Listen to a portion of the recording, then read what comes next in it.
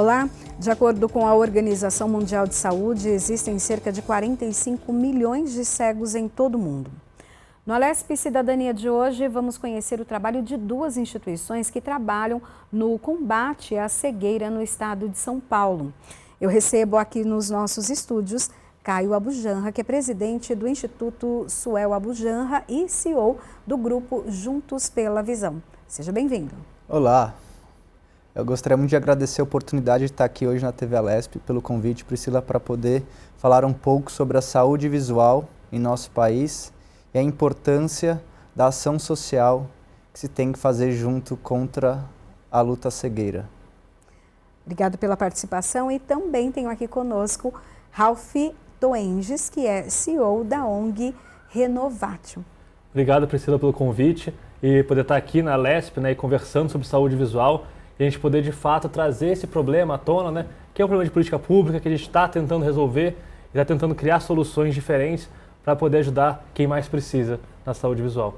Verdade. Bom, para começar, então, a gente tem um dado muito alarmante, um número muito grande de pessoas já cegas, no mundo. No estado de São Paulo, a gente também tem um número muito grande de pessoas com baixa visão e também cegas. Vamos falar um pouquinho sobre isso?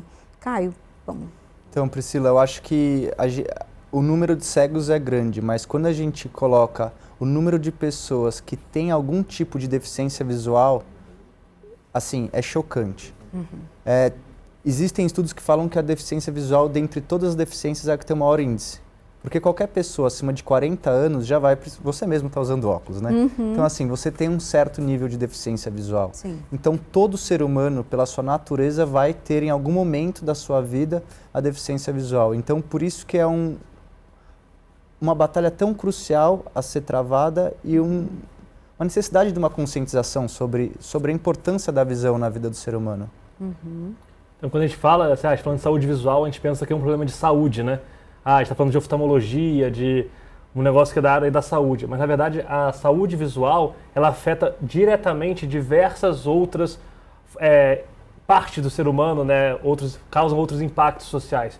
Existem vários dados científicos, A gente fala, por exemplo, das ODS da ONU, que é as metas que a gente tem como mundo para 2030. A saúde visual afeta diretamente, se a gente melhorar a saúde visual, a gente impacta positivamente 8 das 17 ODS.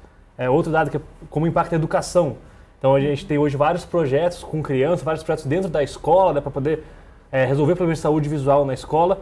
E hoje um dos maiores motivos, se não o maior motivo de evasão escolar no Brasil, ele está ligado a problemas de visão. Então, a gente fala muito de transformar a educação. Mas se a criança não enxerga, a gente pode ter a melhor escola pública do mundo, a melhor estrutura do mundo, o melhor professor. Se a criança não enxerga, ela não aprende. Porque 80% do aprendizado é pelos olhos. Então, quando a gente traz aqui o problema da saúde visual, a gente está trazendo um problema que ele afeta diretamente, às vezes a gente não tem a consciência disso, várias outras esferas da sociedade. Aí você comentou até agora sobre as metas que nós temos. De que maneira a questão visual pode ajudar nessas metas? A gente fala, por exemplo, metas de... Então, quando a gente fala, por exemplo, metas de educação de qualidade, a saúde visual está diretamente ligado ao aprendizado, à capacidade de uma criança ter de conseguir estudar. Quando a gente fala de geração de renda e emprego, tem vários estudos que ligam, obviamente, a saúde visual à produtividade, a gerar renda. Eu vou dar um exemplo que é um exemplo nosso, como ONG Renovatio, a gente atende pessoas em vulnerabilidade no Brasil todo, que é um caso muito emblemático, um dos primeiros casos que a gente pegou, que é o caso do seu José. Ele morava numa comunidade ribeirinha no Pará, então assim, no interior, e ele, quando ele colocou o óculos, a gente fez uma consulta oftalmológica com ele, a gente prescreveu um óculos, a gente doou o óculos para ele, e quando ele colocou o óculos pela primeira vez, ele começou a chorar. Ele chorava, ele falava, eu não preciso mais subir. E a gente, subir aonde, E aí ele foi contar pra gente que ele pegava açaí, então ele não enxergava, então ele precisava subir, ele olhava se o açaí estava pronto ou não, e ele descia às vezes sem nada. Então ele escalava o açaizeiro tem 10 metros de altura. Então para ele ter o óculos, a gente tem vários casos, esse é um caso emblemático que a gente gosta de contar, porque eu vivi esse caso, é produtividade, é renda, é comida na mesa da família. Então a gente às vezes pensa que é só enxergar, mas enxergar e afeta diretamente várias outras, Então a gente pode falar em igualdade de gênero também, tem vários dados que impactam. cidades sustentáveis, como que o óculos afeta, por exemplo, acidente de trânsito. Então, cada um dessas 8 das 17 tem vários estudos e vários argumentos, né, que mostram como que a saúde visual impacta diretamente a gente atingir as metas dos Objetivos de Desenvolvimento Sustentável. Uhum. O Ralf até comentou um pouquinho, então, já como funciona o Instituto, mas eu queria saber agora também do Caio, como funciona, como o trabalho que vocês fazem, né? Como que é o dia a dia, o atendimento às pessoas? Então, falando em nome da instituição, o Instituto Suel, ele é um hospital aqui na capital de São Paulo, que é focado em toda a média e alta complexidade. Hoje o Instituto ele trabalha 100% com SUS e tem alguns trabalhos sociais, mas o grande foco da instituição é atender o SUS da capital de São Paulo. Então hoje a instituição está atendendo em média de 1.200 a 1.500 pacientes por dia. Nossa, então assim, é um número muito relevante. A gente, em número de atendimento, hoje a gente é o segundo maior centro de atendimento SUS do país. A gente faz todas os procedimentos, cirurgias, atendimentos de média e alta complexidade. Então o primeiro contato com o oftalmologista não é o foco da instituição, mas apareceu, tem algum tipo de patologia. Aí esse paciente é referenciado para o instituto e lá ele vai ter todo o cuidado para realizar a cirurgia, fazer todo o acompanhamento até o momento que ele possa receber uma alta de que ele recebeu os devidos tratamentos para aquela doença que ele foi encaminhado para o nosso atendimento. E você percebe que os casos que chegam lá já são casos até avançados, pessoas que ou não se preocuparam com a perda da visão, aquela coisa é natural, vem com a idade, ou não, já é rápido, as pessoas já começam a se preocupar logo que a vista, né, a visão começa a embaçar ali. É delicado, Priscila, para ser bem sincero. Tem pessoas que têm essa consciência de que teve alguma perda de visão, mas a maioria das doenças são sorrateiras e muito silenciosas. Por exemplo, um descolamento de retina, que geralmente um trauma, uma pancada pode gerar, a pessoa, nossa, bati a cabeça, levei uma bolada no olho, descolou a retina. Uma hemorragia é meio que momentânea, aconteceu, você percebe. Mas tem muitas doenças que você não percebe, porque ela vai se desenvolvendo gradativamente ao longo dos anos. Então, quando a pessoa percebe, já é muito tarde. Porque quando a gente fala de doenças, né, da visão, o grande problema qual que é? Que é uma analogia que eu sempre uso, que eu aprendi com meu pai isso, para explicar para pessoas não médicas de como funciona a visão do ser humano. A visão é como se fosse um copo, uma garrafa d'água. Então ele está cheio de água. Você nasceu com, a maioria das pessoas, né? Mas você nasceu cheio d'água, é a sua visão. As doenças são como se fossem furinhos. O que o oftalmologista consegue, na maioria dos casos, fazer? Tapar o furo, mas ele não consegue encher com mais água. E como às vezes o furo é tão pequeno, por exemplo, o glaucoma, ele é muito sorrateiro. Se você não vai no acompanhamento do oftalmologista, você percebe depois que já está muito próximo à cegueira. Porque ele acomete a visão periférica, que é como se eu tivesse...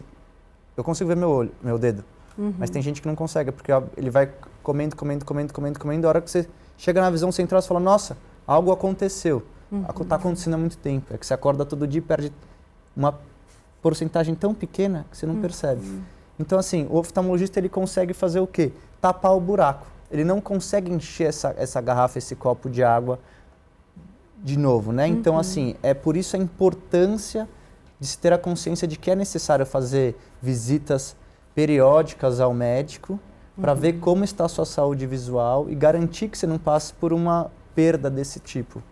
E até na infância, né? Porque o que você comentou, como eu acredito então que não dê para repor essa água, né? Com o exemplo que você trouxe. Então, se a criança ali já começa a mostrar alguma perda de visão, não se trabalha isso, não se cuida disso.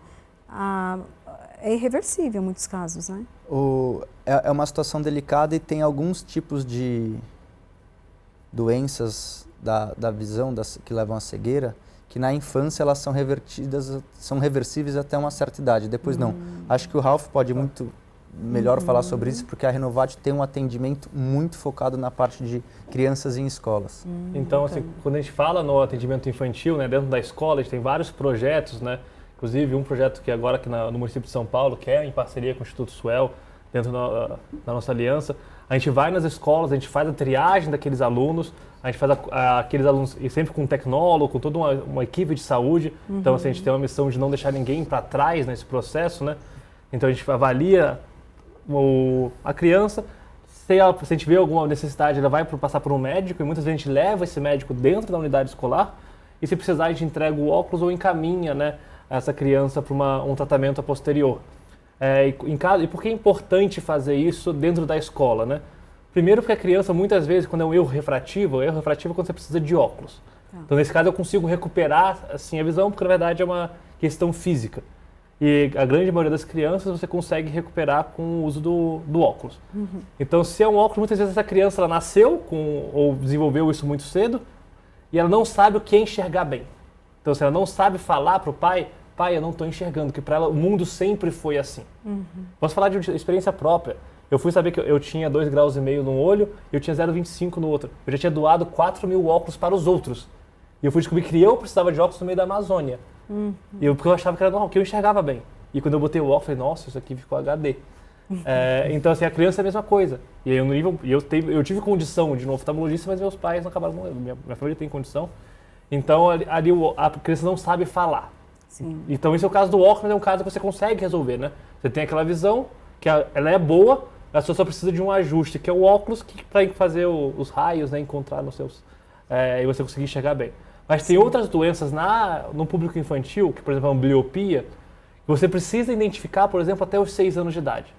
Então, até os 6 anos de idade, com um tratamento adequado, você consegue reverter o dano, né? Assim, você consegue tentar recuperar. A ambliopia, por exemplo, de uma forma muito leiga, é quando você tem uma vista de um olho cansado. Então, um olho desenvolveu mais que o outro, então o cérebro da criança, ele começa a querer sempre usar o olho bom, ele vai meio que desligando o olho que desenvolveu menos.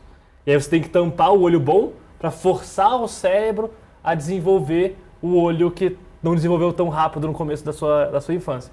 E isso a gente consegue fazer ali até os 6, no máximo 7 anos, porque depois disso é irreversível. Então isso mostra como é importante, por exemplo, a gente ter o acompanhamento de patologias, né, e da saúde visual na escola, né, com o público infantil. Então, tem algumas doenças que a gente consegue melhorar, né, e aí na parte infantil é muito importante fazer isso, mas como o Caio falou, vários desses cenários, né, que são os casos que chegam mais no instituto, né, são irreversíveis, assim, eu tenho que estancar o problema e travar o problema.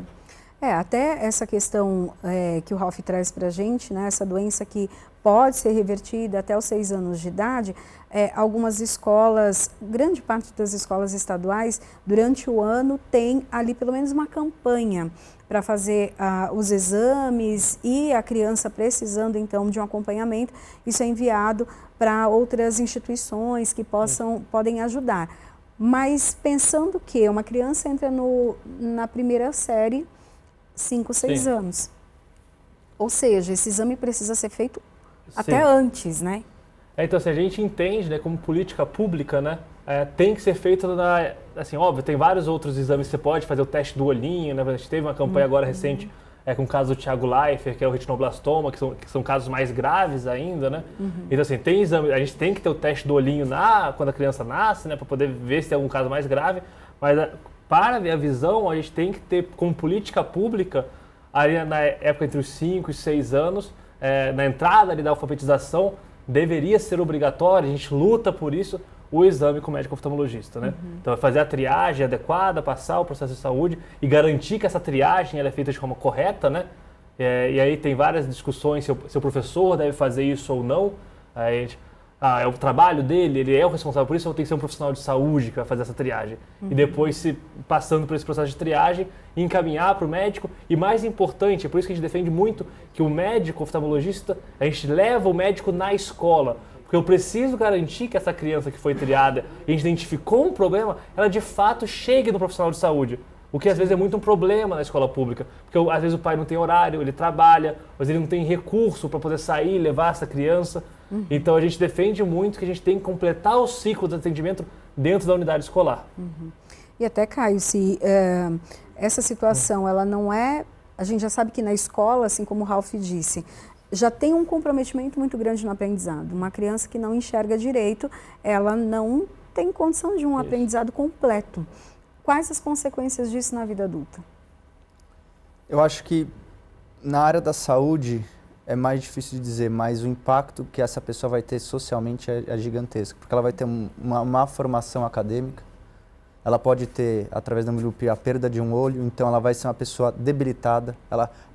A noção que a gente tem da profundidade, ela se dá através dos dois olhos. Então a pessoa, quando ela é cega de um olho, ela não consegue, o cérebro aprende, mas ela não tem a noção de distância. Então quando uma pessoa ficar recém-cega de um dos olhos, se eu colocar uma caneta aqui, ela vai fazer assim, ela passa a mão no lugar errado, ela não sabe se ela tem que pôr a mão aqui ou aqui. Porque quem dá essa distância é a junção das duas visões. Então, assim, para você ver, aí você pega essa informação e joga no dia a dia de uma pessoa. Como isso pode atrapalhar? Seja uma costureira, seja a história do Ralph, do cara coletando açaí o fruto do açaí em cima da palmeira do açaí, ou pode ser uma pessoa trabalhando num trabalho mais de computador, mas enfim, a cegueira ela pode atrapalhar de diversas formas. E acho que talvez a pior delas é a falta de capacidade e acesso ao conhecimento. Uma criança que tem uma deficiência visual e não consegue ter uma alfabetização certa, correta, ela vai ter para o resto da vida um problema. Então ela não vai ser uma pessoa, ela pode fugir da escola, tem grandes índices de evasão, ela pode não se dedicar aos estudos, ela pode não ir atrás de uma graduação. Então, enfim, é um problema que gera no começo da vida desse ser humano e que ele vai arrastar o resto da vida dele por conta da falta do acesso à saúde ocular e do que tudo isso impacta o resto da vida dele em todas as faixas etárias da vida que ele vai ter. E daí tem a questão da prevenção que pode começar ali na infância, mas pode também já na fase adulta, levando em consideração que com a idade a visão também é comprometida. Tem a questão também, quando se investe em prevenção, isso é economia depois em tratamento. Sim. Então uma pessoa que realmente chega a uma cegueira, ela tem, inclusive, precisa de um apoio financeiro do governo, isso aumenta também, tudo que é gasto. Tem um estudo, na verdade, assim, ele não é para o Brasil especificamente, mas ele é para países em desenvolvimento, Que uma pessoa com um problema de visão, e isso eu estou falando inclusive um óculos, tá? Assim, a falta de um óculos, ela tem um problema não corrigido de saúde visual. Ele custa para a sociedade a média de $768 por ano. Então, assim, isso para países em desenvolvimento no Brasil pode ser maior, até porque o Brasil, desses níveis de país de desenvolvimento, ele está acima, Porque ela é uma pessoa menos produtiva, ela gera mais acidente de trabalho, ela gera mais acidente de trânsito, por exemplo. Então, assim, ela gera outros problemas que geram um custo social muito grande. Então, quando a gente fala em milhões de pessoas hoje no Brasil que não tem um problema, tem alguma deficiência visual, isso não está corrigido, isso é um custo social para o nosso país anual muito grande. Então, de fato, a gente tem que trazer prioridade para poder atacar e resolver, melhorar esses indicadores que a gente tem no Brasil, Mas essa questão do problema visual, ele é um problema mundial. Mundial. Por que isso tem acontecido? Excesso de eletrônicos? O que é? Alimentação? O que é? Eu acho que é um caso inevitável. A partir do momento que o ser humano conseguiu atingir uma maior longevidade, isso é inerente. Então, porque assim, se a gente pegar, vamos supor, 100 pessoas estão reclamando que não estão enxergando bem. Aleatórias, não importa a idade, não importa sexo, etnia, nada. Classe social. Dessas 100 pessoas, isso daí é um dado que o próprio Conselho Brasileiro de Oftalmologia soltou um estudo em 2019. Metade delas precisam de óculos. Da outra metade, 25 é cirurgia de catarata. Sobrou mais 25. 25 são pequenas patologias. Então, assim, catarata e óculos são coisas que todos os seres humanos vão passar. O óculos, a partir dos 40, 45, todo mundo precisa. Às vezes é um grau muito pequeno, não quero usar, não preciso no meu dia a dia. Mas com a idade você vai começar a ter a necessidade de usar óculos. É inevitável. E a cirurgia de catarata é uma patologia que é inevitável também. Porque a gente tem o cristalino, é como se ele fosse uma lente natural no olho. Ele é um gel, que quando a gente nasce ele é transparente. Conforme vai passando os anos, esse gel vai ficando opaco e vai ficando mais durinho, ele vai ficando amarelinho, mais branquinho. E aí você tem que abrir o olho, tirar esse gel, que vai estar duro já, às vezes até meio que uma pedra, dependendo da idade dessa catarata. E você coloca uma lente intraocular, fecha e tudo normal. Ou seja, 75% desses problemas são evitados, são reversíveis. São com a idade, né? E são inevitáveis, porque é inerente, não é genética, nada. É a longevidade que o ser humano está atingindo com a tecnologia e os níveis que a gente tem de qualidade de saúde, né? E a gente vê o quanto é importante isso, porque um idoso, né, que já pode estar com uma situação dessa, catarata, e você olhar e falar assim, ah, não, é algo normal da idade. Não, há como mudar essa situação, Sim. porque isso também debilita o idoso, né? O idoso, então, ele não consegue mais sair sozinho, ele não consegue mais enxergar ou a TV, aquilo que ele quer ver, ou um livro. Isso deixa ainda mais o idoso, que muitas vezes começa a se afastar e ficar de lado nas famílias, piora, né? Eu acho que assim, por exemplo, a leitura. O idoso se sentir parte, né? E tem também a questão toda de ele trabalhar a cabeça. Esse trabalhar a cabeça é muito importante, né, para a pessoa que já está numa idade mais avançada. Às vezes chegam pacientes lá na instituição que estão com a visão muito debilitada e você vê às vezes a canela desse paciente machucada. Porque ele não está enxergando, ele vai trombando nos móveis da casa. Cai na rua. Então assim, você vê como isso afeta de diversas formas a pessoa, entendeu? É verdade, né? Porque às vezes a pessoa acha, ah, não, é a questão do equilíbrio já, tá com alguma outra doença e não deu atenção ali aos olhos, né? Quanto mais distante dos centros, o que você já reparou? Porque eu vi que você já viajou Então, aí para ver essa situação lá fora. Então a Renovate, lá fora de São Paulo. Ela né? atua de forma descentralizada, né? A gente faz o primeiro contato com o oftalmologista da pessoa, né? A gente tem um dado que é importante. Hoje, 71% dos municípios do Brasil não possuem um médico oftalmologista residente, né? Então, assim, a pessoa não tem acesso. Isso é 20% da população. Mas ainda tem 20% da população que mora em locais que não possui direto acesso ao oftalmologista.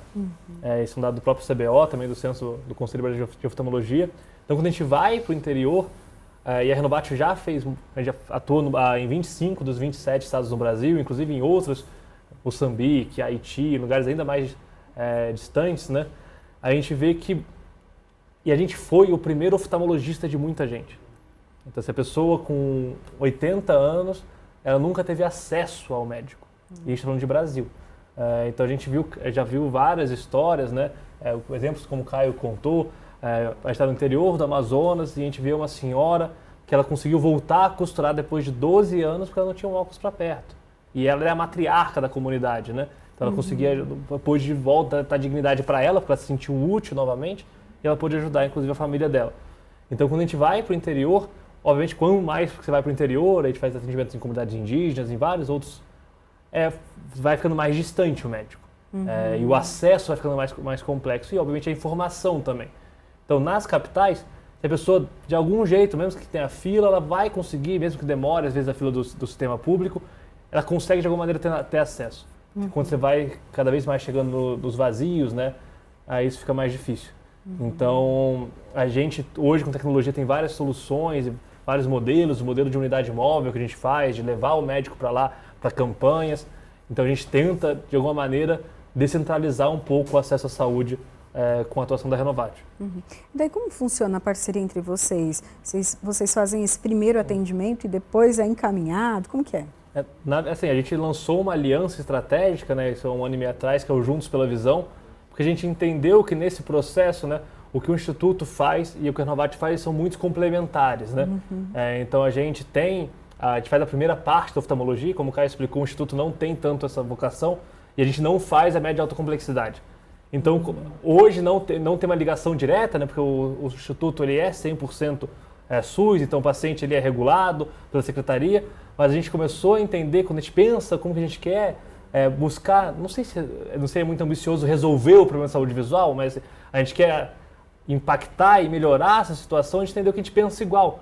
E como a gente trabalha como instituições, somos sem fins lucrativos, né, faz muito mais sentido a gente unir forças e trabalhar soluções em conjunto, né? Então a gente tem vários projetos hoje acontecendo que a gente está unindo a expertise de cada organização. A gente fez um mapeamento até de inteligências, de pessoas que a gente tinha no nosso time de um lado e de outro.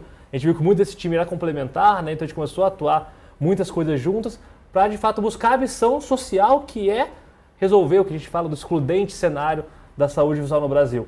Então a gente está compartilhando várias informações, conversas para poder criar projetos, né? Aqui em São Paulo, no município de São Paulo, a gente tem o Avança São Paulo, que é o primeiro projeto que a gente fez em conjunto para poder atender os escolares do município de São Paulo. A gente está com outro projeto no Paraná para poder criar um modelo integrado de saúde visual, unindo a expertise da Renovate com o do Instituto. Então a ideia é a gente pensar soluções diferentes para a saúde visual no Brasil. E a gente uniu o expertise e o aprendizado que cada instituição tem, né, Caio? Foi mais ou menos. Acho que, na verdade, é interessante até vale falar como eu conheci o Ralph e a Renovate. Eu acho que eu vou te interromper agora para a gente fazer o intervalo e depois você já conta essa história para a gente conhecer um pouquinho aí um lado, né, dessa parceria, mas saber também desse outro lado, né, como também já um hospital que trabalha com alta complexidade, que recebe então muitas demandas, né, como conseguiu aí já firmar uma parceria tão bacana. Daqui a pouquinho a gente volta para falar um pouquinho mais sobre esse assunto.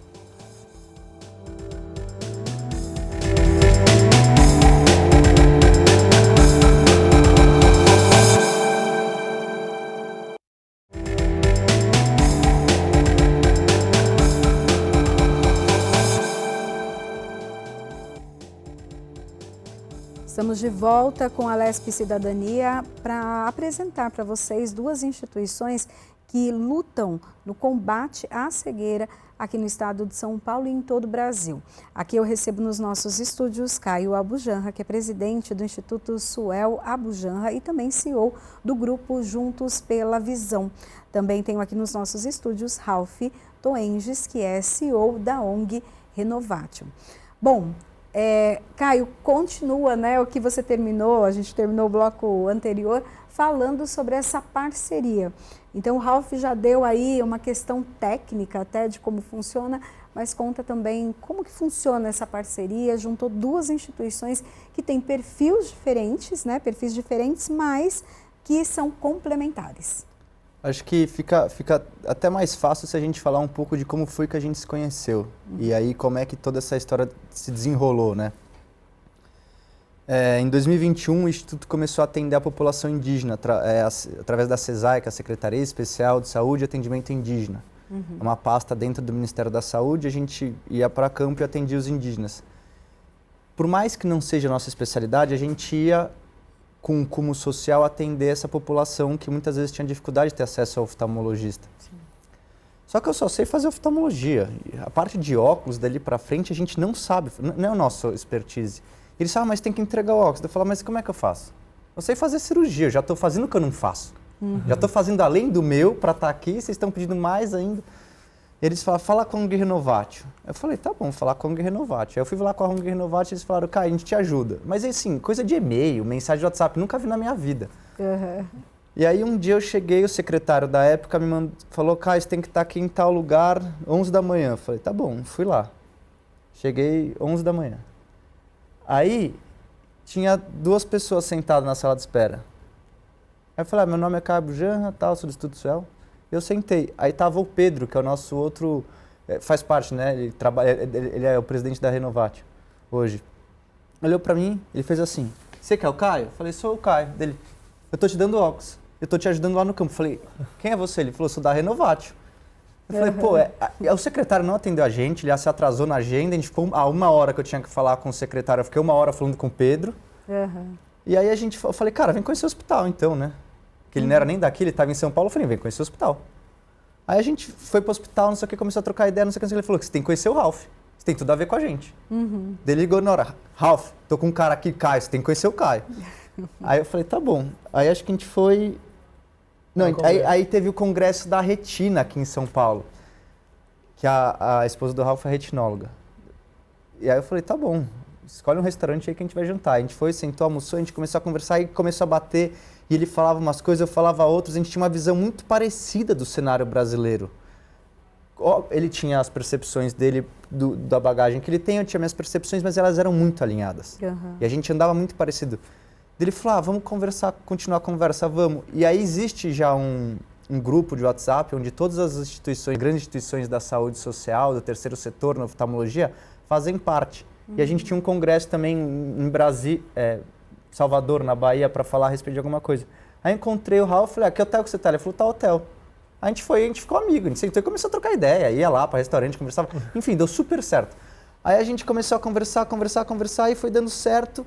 Aí a gente foi se juntando, daí foi quando aconteceu essa parte mais técnica do Ralf entender que ele tinha fortalezas que eu não tinha, mas eu tinha fortalezas que ele não tinha, que a gente era super complementar. Eu nunca soube falar de marketing, investir em marketing, ele tinha um marketing bom, eu tinha coisas que ele não tinha. Enfim, deu super certo, a gente falou, vamos fazer uma aliança. E aí quando a gente fez a aliança, a gente falou, o que a gente quer, né? Porque eu sou o CEO do Instituto, eu sou o presidente, mas também atuo como a parte executiva, e o Ralf é da Renovate. E a gente queria a mesma coisa. E a gente falou, então vamos seguir esse caminho. E aí a gente está aprendendo, na verdade, diariamente. A gente fez um evento em maio do ano passado, que é o Juntos pela Visão. A gente formou essa aliança, que tem o Instituto Verter também. Mas todo dia é um aprendizado. A gente aprende um com o outro e com a equipe de cada um. A gente está cada vez mais integrado de uma maneira mais harmônica e com um objetivo único, que é como que a gente pode mudar esse cenário excludente. E a gente vê que, na realidade, além dos times, as operações são muito complementares, porque a Renovate ela consegue atender de uma maneira descentralizada e itinerante esses municípios que não têm oftalmologista. E se a gente coloca um Suel numa região, a gente consegue trazer esses pacientes que são aqueles 25% que eu te falei que catarata, que não é óculos, que você tem que resolver no centro de especialidades com um suporte mais robusto. Então a gente tem entrado nessa batalha constante de como fazer a parte política, fazer a parte executiva, operacional, levantar fundo para a gente poder montar esse sonho que agora é um piloto que a gente está dizendo em Maringá. Maringá é um cenário bem difícil, é um município rico, é uma região tem uma condição financeira, mas não tem uma população tão grande. É um cenário que, se der certo lá, dá para a gente replicar a nível Brasil. Então, o que a gente realmente quer é como que a gente pode montar um modelo disruptivo para a realidade que a gente encontra das dificuldades da oftalmologia hoje no Brasil. Existe um dado da MB, que lançou no final do ano passado, que fala que 70% dos médicos, qualquer médico, não estou falando de oftalmologista agora, 70% dos médicos estão em menos de 30% das cidades, ou seja, existe uma centralização de médico nas grandes capitais, entendeu? Então é muito difícil, a gente tem que levar esse acesso. E aí a gente se comprometeu um com o outro, né? E entre instituições, a minha família, que faz parte de toda a gestão e organização do hospital, conheceu o Ralf super, sabe? Queremos também esse objetivo. E também toda a parte da Renovate que vem com ele também conheceu a nossa estrutura, a minha família, o hospital. Falou, vamos então para esse caminho. Por que não ir juntos, né? Por que não agarrar essa batalha em 4 mãos? E aí a gente tem feito assim, em modéstia à parte, eu tenho ficado muito contente com o resultado que a gente tem alcançado. Bacana. Eu acho que muito quando a gente fala, né, e muita gente questionou, vocês são concorrentes ou não... Gente, todas as organizações sociais, né, a gente fala muito isso, a gente fala que é sem fins de lucro, né? Então, assim, não existe concorrência no terceiro setor, ou pelo menos não deveria existir, né? Porque todo mundo tem uma função, um objetivo social. Então, não faria sentido, se a gente pensava a mesma coisa, a gente tinha os mesmos objetivos, a gente faz isso de forma separada. Então, a ideia da aliança, e a aliança ela é a Renovate, ela é o Instituto Suel Bujanra, e tem uma terceira organização, que é o Instituto Verter, que também tinha vários outros projetos sociais aqui em São Paulo. Então, a gente conversou, né? Então, foi as 3 primeiras que a gente fundou ali, o Juntos pela Visão, né? E aí, obviamente, é aberto para no futuro, eventualmente, ter outras organizações também, né, nesse processo, porque não deveria ter competição no terceiro setor. O terceiro setor tem uma missão, que é resolver um problema social. E o que a gente está tentando provar, não só na saúde visual, é que o terceiro setor ele pode trabalhar assim junto e pensar como união, e a gente sabe que a gente pode ir muito mais longe se a gente unir forças. E é isso que é a raiz, eu acho, do Juntos pela Visão. Como que a gente pega os expertises, e até a minha camiseta aqui, né, do outro lado, ela tem já os 3 logos, né? Obviamente a gente mantém a individualidade de cada organização, o que cada um tem de história, mas tem uma plataforma por trás, a aliança, o Juntos pela Visão, que é a união desse trabalho. Então a gente quer sim mostrar que é possível, de um lado, construir um terceiro setor que é sério, que ele consegue fazer um trabalho junto, unificado, e unindo forças, ele fica mais do que 1 mais 1 mais 1 é 3, ele consegue ser um número maior do que esse. Então, e a gente está, eu acho que no último ano, né, e os projetos que a gente tem daqui para frente, estão sendo a prova concreta que junto a gente é muito mais forte. Vocês são muito jovens. Como que começou esse engajamento mesmo, de olhar para o outro, olhar para o próximo, ver que vocês têm condições, né? Tiveram condições quando pequenos até de um atendimento oftalmológico, atendimento médico, mas que muita gente não tem. E arregaçar as mangas e falar, é possível e eu vou fazer. No meu caso pessoal, né, eu fundei a Renovatio na faculdade. Então, por mais que minha família em Petrópolis tivesse uma condição financeira, a parte do meu pai, né, uma boa condição, quando eu decidi vir para São Paulo para estudar, né, eu fiz 3 faculdades ao mesmo tempo. Eu fiz Direito na USP, eu fiz Economia e Administração no INSPER. Meu pai queria que eu ficasse na minha cidade e tocasse os negócios da família, então eu não tive muito apoio em casa para poder vir para São Paulo e eu queria construir a minha própria história. Então eu falo que eu pude estudar aqui em São Paulo porque eu tive o apoio de muita gente. Eu tive apoio dos meus avós, a minha mãe, muito, que eles são separados, fez várias coisas, vendeu carro para poder estar aqui em São Paulo e estudar. Depois eu tive bolsa do próprio INSPER, eu tive bolsa da Fundação Estudar.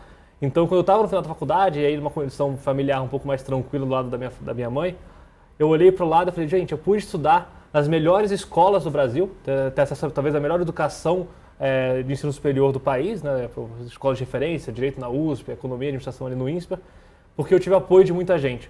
Então, acho que nada mais natural do que eu tentar usar esse conhecimento que eu recebi, a oportunidade que eu recebi, que é única, né, de estar ali naquele ambiente, se não for para retribuir para os outros, para a sociedade. E aí nisso começou o processo, e obviamente a história está aqui sendo bem encurtada pelo tempo que a gente tem.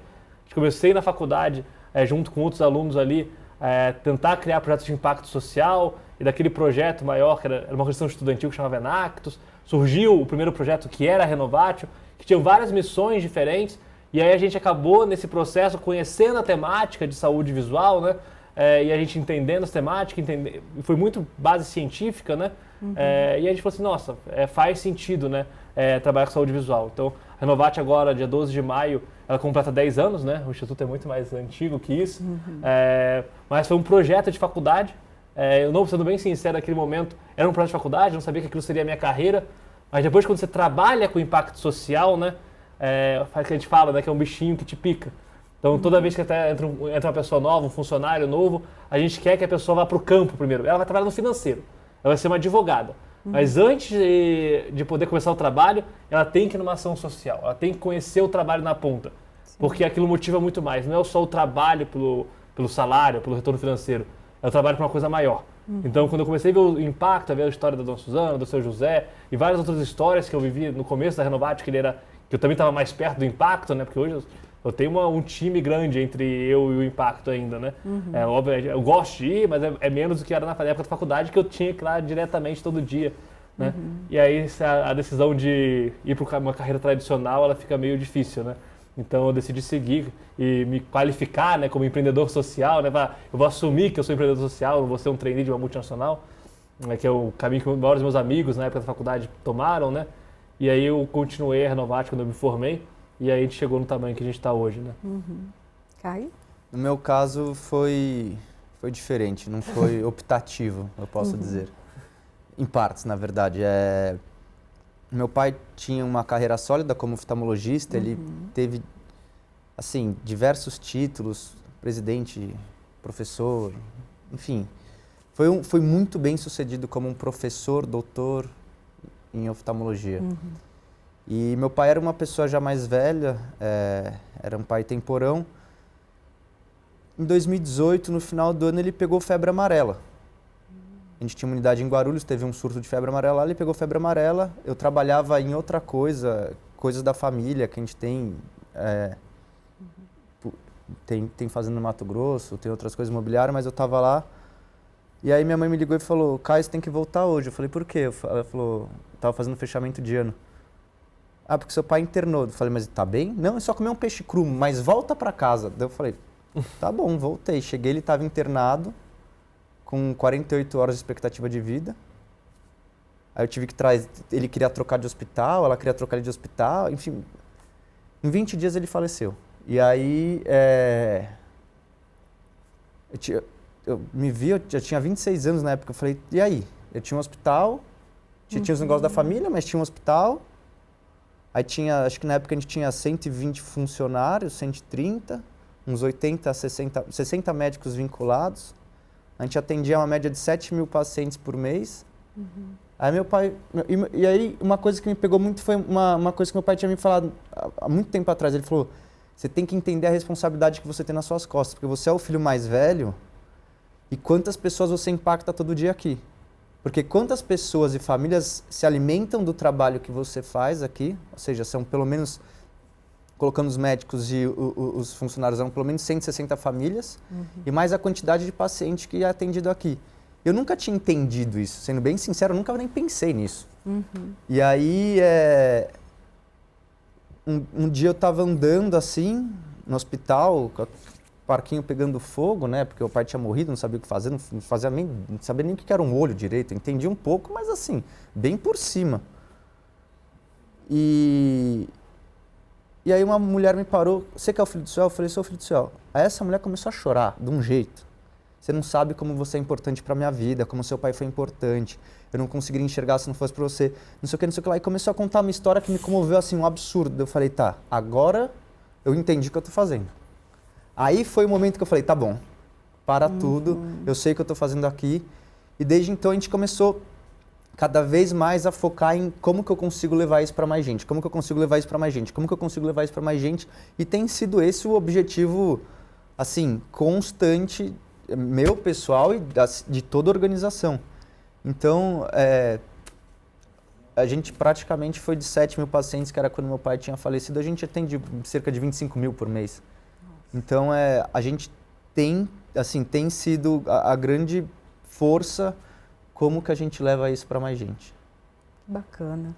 E agora vocês, inclusive, estão numa campanha, né? Abril é um mês que fala sobre a visão, né? Abril Marrom, que traz essa questão da cegueira, é um mês para falar sobre esse assunto, para chamar a atenção das pessoas e também do poder público. Conta pra gente dessa campanha. O Caio, pode falar que seu pai que fundou, né, Caio? Meu pai, essa campanha é uma lei, né, municipal, se tornou municipal estadual em 2016, já tem em diversos estados e está sendo pleiteado esse ano para se tornar uma lei federal. Mas foi uma iniciativa do meu pai, na verdade. Ele tinha esse objetivo... O objetivo da vida dele era conseguir levar a saúde visual para o máximo de pessoas. Ele achava um absurdo as pessoas não terem acesso ao oftalmologista quando a visão é tão importante, né? Quando a saúde visual é tão importante para o ser humano como um todo. E aí ele conseguiu fazer o Abril Marrom, que é um mês de conscientização, porque a gente pode ter estrutura física, a gente pode ter tecnologia, mas se a pessoa não entender que ela precisa procurar o médico, a gente não vai resolver o problema. E a oftalmologia bem feita se faz com prevenção e não com remediação. Porque remediar não é certo, não dá, o resultado não é bom. O resultado bom é quando a gente previne. Então ele criou esse mês para se falar a respeito da saúde visual, para se falar contra o combate à cegueira. E escolheu o mês de abril porque dia 8 de abril, por sinal, é um mês nacional, o Dia Internacional do Braille. E o marrom, por que ele escolheu o marrom? Porque a maior parte da população brasileira, nós três no caso aqui, temos a cor do olho marrom. Então, é a maneira de você se identificar com a maior parte da população. É por isso o Abril Marrom, né? Podia ser qualquer cor colorida. Eu até questionei quando ele estava fazendo essa lei, eu era bem mais jovem. Ele falou, Caio, é o olho do brasileiro. Se você quer chegar no brasileiro, você tem que se identificar com ele. E o marrom é a cor do olho da maioria dos brasileiros. E aí foi assim que nasceu essa lei. E esse projeto aí que a gente está tentando ganhar esse tamanho e estrutura cada vez mais. O objetivo, né? qual o objetivo, o que vocês buscam até com essa campanha e o que está programado? Tem uma programação, tem algumas ações? Então, assim, a campanha é uma campanha de conscientização, né? É trazer para a pauta, por exemplo, a gente está aqui na TV Alesp conversando sobre saúde visual. Então a gente trazer tanto para a mídia, para os outros stakeholders, né? Tipo, a política pública, para discussão com as empresas, a importância de discutir saúde visual, né? Então você trazer luz para um problema e para uma discussão e dar pauta, né, para essa discussão. Então o objetivo do Abril Marrom é ele ser maior que o Instituto, maior que a Renovate, maior que as instituições que trabalham com saúde visual, isso é algo nacional, onde a gente consegue trazer luz e discussão para a saúde visual como um todo. Então a gente está fazendo várias atividades sobre o Abril Marrom. A gente teve um evento aqui na Lesp ontem, né, que teve uma mesa, a gente pode poder falar com o poder público, dialogar com o poder público. A gente vai ter diversas campanhas e aí de atendimento à população, né? A gente vai ter aqui em São Paulo, ali em uma comunidade no norte de São Paulo, no final do mês, com vários parceiros privados que estão apoiando a gente vai ter campanha no Paraná, a gente está levando para outros parceiros que têm campanhas pelo Brasil, para a gente trazer o Abril Marrom e deixar mais forte isso nas campanhas sociais de vários parceiros nossos, porque o terceiro setor, ele é um terceiro setor. E é legal isso, o Caio falou que tem um grupo de WhatsApp ali, né? O terceiro setor de oftalmologia, ele é unido, né? A gente troca muito. Então a missão nossa é cada vez mais deixar o Abril Marrom muito maior que a gente, muito maior que um instituto, ser algo que seja o palco para discutir saúde visual entre todos os atores da sociedade, seja governos, seja empresas, seja o terceiro setor, e seja a própria sociedade civil, né? As pessoas. Então um caminho a gente poder trazer a pauta de discussão. E até me contem um pouco melhor como que foi esse encontro aqui na Lesp, né? O resultado disso e até a expectativa em relação ao contato com os parlamentares. O deputado Rafael Silva é um deputado cego, né, por muitos mandatos aqui na Lesp. Ele até brinca um pouco que a esposa dele, que são 94 deputados, a 95ª seria a esposa dele, porque realmente ela está em todo momento, ela acaba sendo os olhos dele, né, na assinatura ali dos projetos, o caminhar dele aqui dentro da Lesp e até uma prova de que a pessoa, até com o problema já visual, já a perda, né, da visão, consegue ter uma vida né, em desenvolvimento e ajudar outras pessoas, né? Então fala um pouquinho pra gente como foi esse encontro. Olha, foi muito legal. Sendo bem sincero, a gente teve o presidente da Assembleia, o vice-presidente, né, o André do Prado e o Gilmarci. A gente falou bastante sobre o impacto visual, o impacto social que a saúde visual traz. A gente trouxe uma doutora que falou um pouco do dia a dia que ela encontra lá na ponta atendendo esses pacientes, como que é. A gente teve a Fundação Dorina Novil, que é uma fundação focada no... E aí? Fiquei cego, como é que eu faço? Como realocar essa pessoa de volta à sociedade depois da cegueira, para não se sentir e nem se tornar uma pessoa incapacitada, ausente. E foi bem legal que a gente teve deputado federal, deputado estadual, tivemos vereadores de diversas cidades, prefeitos, secretários de saúde, todos falando sobre a importância do poder público e de parcerias, seja com o terceiro setor, para focar na saúde visual. Eu acho que assim, olhando para frente, trouxe uma luz de conscientização para todas as pessoas. Eles vão olhar, e teve até um momento de discussão ali com acho que é com o Condeca, que é do secretário de saúde do estado de São Paulo, falando... É o Conselho da Saúde. Conselho Estadual dos Secretários de Saúde do estado de São Paulo.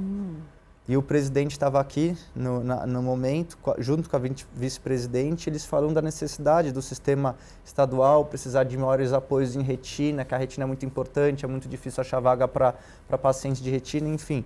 E a retina é um caso alarmante, mas tem para diversas outras áreas da oftalmologia, a gente enxerga isso. Tem muitos municípios que a gente vai, que a fila, às vezes, do primeiro atendimento de oftalmo, porque todo mundo vai precisar depois de 40 anos, né? Mamografia, oftalmo e odonto são 3 problemas que a gente sempre vai ter, porque você precisa escovar os dentes, toda mulher precisa, depois de uma certa idade, fazer o exame da mamografia para ver se não tem câncer, e todo mundo vai precisar de óculos. Então é uma fila que só tende a crescer. E secretários ali falando um pouco sobre a experiência, a necessidade, então foi muito legal trazer foco para essa pauta. E a gente vê até, você falou do câncer de mama, né? Outubro Rosa já ganhou notoriedade, uma força.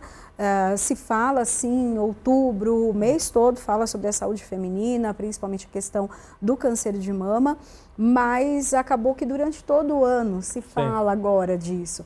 Então, carretas para a mamografia, enfim, se fala mais hoje. A ideia é essa? Exatamente isso. Acho que o Outubro Rosa ele é uma grande inspiração para a gente. Acho que até o Abril Marrom ele começou lá atrás com uma ideia de um projeto de lei, né? Mas a nossa ideia agora, né, levando e crescendo o movimento, essa é uma campanha de nível nacional. E que a gente abre espaço, igual eu falei antes, para a discussão sobre saúde visual. E, obviamente, né, o grande mês, né, que a gente tem como referência, com certeza, é a campanha do Outubro Rosa. Até voltando um pouquinho sobre o evento que vocês participaram, o Estado de São Paulo passa por uma reorganização, até em questão da distribuição, e conforme a demanda de cada região, ali a distribuição de médicos ou hospitais, a implantação de hospitais. Vocês mesmos falaram dessa questão de cidades que não têm médico oftalmologista.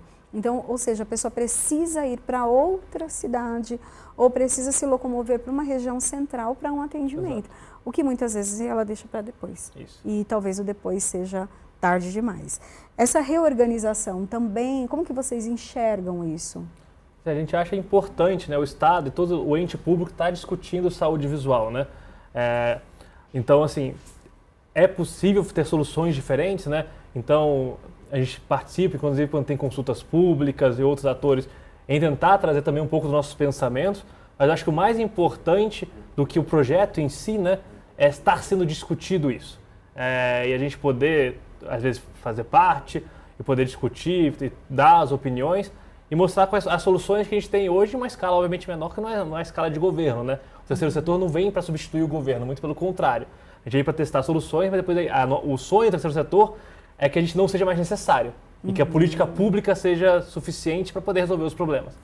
Então, eu acho muito importante, uma conquista, né, de poder estar discutindo isso, o Estado poder estar discutindo isso e pensando em saúde visual como prioridade. Mas a gente lembra que as associações, as ONGs, os institutos, eles vêm ali como um braço do governo, com certeza. Né? Porque, infelizmente, são muitas situações, né? E ainda bem que tem institutos e ONGs como vocês que, né, dão ali o braço, dão ajuda para o governo. Bom, a gente chegou no finalzinho já do nosso programa, mas eu vou deixar as considerações finais, até para que vocês deixem os contatos, quem quiser ajudar, como pode ajudar, agora vocês podem ter esse espaço, tá? Primeiro eu agradeço a participação do Caio Abujamra, que é presidente do Instituto Suel Abujamra e também CEO do Grupo Juntos pela Visão. Obrigada. Obrigado, eu agradeço a oportunidade de estar aqui hoje, poder falar um pouco sobre esse assunto tão relevante. Podem entrar em contato através do nosso site, a gente tem uma aba para voluntários ali, a gente pode manter o contato por ali. Eu acho que, no meu ponto de vista, a inovação e a tecnologia é o que vai fazer a gente cada vez estar mais próximo do acesso à saúde, em todas as áreas. E a gente se coloca à disposição aí para qualquer coisa. E eu agradeço novamente a oportunidade de estar aqui. Eu que agradeço. Também agradeço a participação aqui conosco de Ralph Toenges, que é CEO da ONG Renovatio. Obrigada. Obrigado pelo convite novamente, né? Ter a oportunidade de conversar sobre um tema tão importante que é a saúde visual. O nosso site é o www.renovatio.org.br.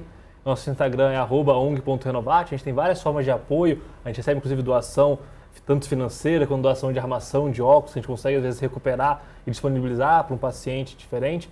Então, eu agradecer a oportunidade e lembrar, né, que é o Abril Marrom, a gente está no mês de prevenção à cegueira e dar a indicação se você precisa, se sente alguma coisa, para procurar um médico oftalmologista e procurar ter acesso e checar a sua visão.